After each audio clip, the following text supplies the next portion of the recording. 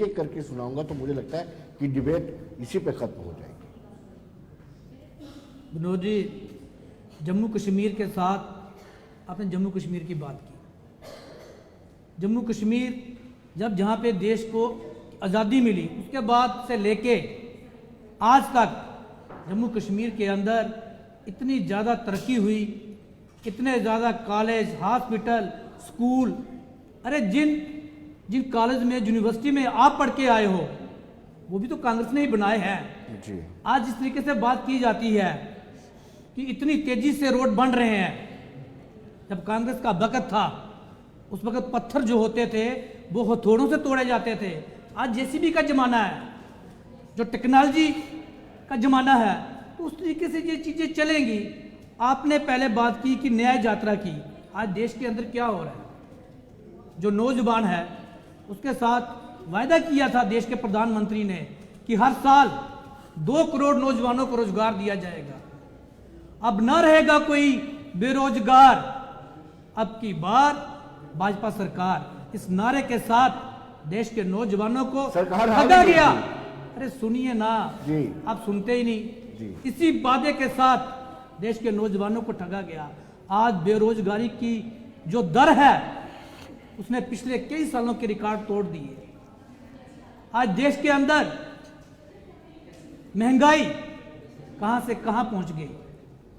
आज देश के अंदर जो हालात बने हुए हैं 22 को 22 के साथ जो लड़ाया जा रहा है, उसके लिए अगर कांग्रेस न्याय यात्रा ना निकाले तो क्या करे।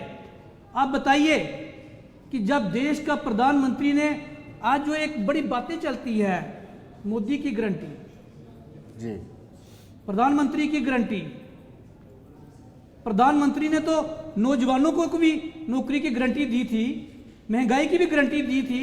ठीक मेरे साथी ने कहा जो गैस का सिलेंडर था वो 400 का था, कहाँ गया वो। बाबा रामदेव जी आजकल कहीं पे नजर नहीं आते, उस वक्त वो भी इनके साथ मिले हुए थे।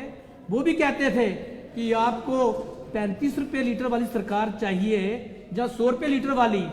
तो आज बताइए कहाँ है वो वादे। देश की जनता को जगाना जरूरी है। आज क्या है, मैं थोड़ा सा टाइम लूंगा। विनोद जी, जो पहला चुनाव लड़ा 2014 पे वो व्हाट्सएप का चुनाव था जी।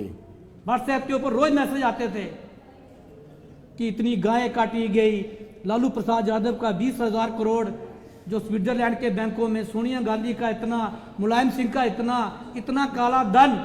देश को इस तरीके से माहौल बनाया गया कि भारतीय जनता पार्टी के अलावा बाकी सब चोर है। आप माहौल बनाते हुए तो कैसे आप एक कम्युनिटी को अपील करने में अपनी सारी कोशिशें लगा देते हैं। कौन सी कम्युनिटी को अपील किया है? परिवार को खुश करने के लिए, गांधी परिवार को खुश करने के लिए आपने पार्टी का सत्यानाश कर दिया है। और आप ये कहते हैं कि आप गांधी परिवार के बारे में क्या जानते हैं? आप बताइए मेरे को।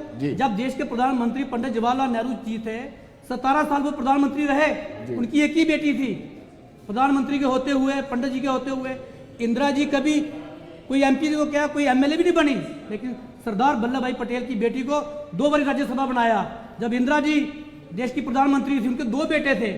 अब बताइए कौन सा बेटा उनका कोई एमपी बना, कोई एमएलए बना, कोई मिनिस्टर बना। इंदिरा जी के बाद जब तो उस वक्त जाके उसको कि राजीव गांधी जी को बनाया।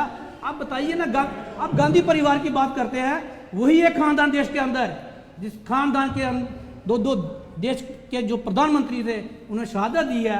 अब गांधी परिवार को ऐसे ही हर कोई गांधी परिवार की बात कर देता है। गांधी परिवार की जो कुर्बानियां हैं, पंडित जवाहरलाल नेहरू की कुर्बानी है। संजीव जी, आप बड़े सीजन पॉलिटिशियन, चर्चा लंबी हो जाएगी। नेहरू से गांधी कैसे पहुंचे, लंबी हो जाएगी। नेहरू को आपसे जानना चाहता हूँ मनीष जी, जिस तरीके से आपके और भारतीय जनता पार्टी के रिश्ते थे और जिस तरीके से बाला साहब ठाकरे जी रिस्पेक्ट किया करते थे भारतीय जनता पार्टी के आला नेताओं, और आपने उनकी जो विचारधारा थी उनको छिन्न भिन्न कर दिया। देखिए कोई छीन बनी, ताली दोनों हाथों से बजती जी। है। हमारा सिद्धांत था प्राण जाए पर वचन ना जाए, मगर इनका सिद्धांत कुछ और था। ये वचन दे के भी जब अपने वचन से मुकर गए, और आज ये बदनीय बाला साहब ठाकरे की जो बात करते हैं, उस समय कांग्रेस के अंदर वो परेशानियां थी कि जनता के मुद्दों पर बात नहीं की जाती थी, हमारे देश के युवाओं के लिए बात नहीं की जाती थी। आज वही परेशानियां बीजेपी के अंदर है। आज बीजेपी है कहां पे? मैं एक आंकड़ा पढ़ रहा था, आपके दर्शकों को भी ताज्जुब होगा सुनकर, कि बीजेपी के टोटल सांसदों में से 150 सांसद से भी कम वो सांसद हैं जो बीजेपी के असली नेता हैं, असली कार्य करते हैं। बाकी तो ये इंपोर्ट एक्सपोर्ट का काम कर रहे हैं। कांग्रेस के कितने लोगों को तोड़ के अपने पास ले आए, कितने दूसरे अन्य दलों को लेकर ले आए। आज फिल्म की बात हो रही थी और आप वंदनीय बाला साहब की बात करते हैं। इनके हमारे प्रधानमंत्री और इनके नेता माननीय नरेंद्र मोदी जी की भी बात कीजिए, अमित शाह जी की बात कीजिए, जो थोड़े दिन पहले टीवी पर चिल्ला कर बोलते थे कि नीतीश के लिए सारे दरवाजे बंद हो चुके हैं। आज दरवाजे खुल चुके हैं।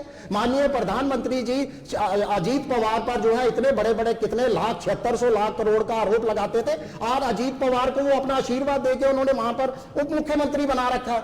हम फिल्म के टॉपिक के ऊपर थे, ये बिल्कुल पीडीपी के प्रवक्ता कह रहे थे फिल्म तो सबसे ज्यादा हिट होगी और वो बननी चाहिए बीजेपी की वॉशिंग मशीन के ऊपर। कि कौन सी वॉशिंग मशीन है, ये फिल्म में दर्शकों को भी बताया जाए फिल्म के माध्यम से बड़े पर्दे पर कि कौन सा ऐसा रोबोट है, कौन सी वॉशिंग मशीन है जिसके अंदर इलेक्ट्रिसिटी का काम ईडी करती है, सरकारी एजेंसियां डिटर्जेंट का काम करती हैं, और हकीकत आए बाहर के जो नेता के ऊपर इन्हीं के लोग आरोप लगाते हैं, वही नेता पाक साफ होकर जो है इन्होंने मंत्री बना दिए जाते हैं। और बहुत बड़ी लिस्ट है, बिल्कुल आधा घंटा इस लिस्ट को पढ़ने में लग जाएगा अगर वो नेताओं की हम लिस्ट जो है यहाँ पर। वो बड़ा सरप्राइज, देखिए जो कार्य किए गए हैं, जो काम किए गए हैं, उसी के ऊपर ही लोग वोट देते हैं। और दूसरा एक और चीज बता दूं, भारतीय जनता पार्टी की जो फिल्म है वो सुपर डुपर हिट है।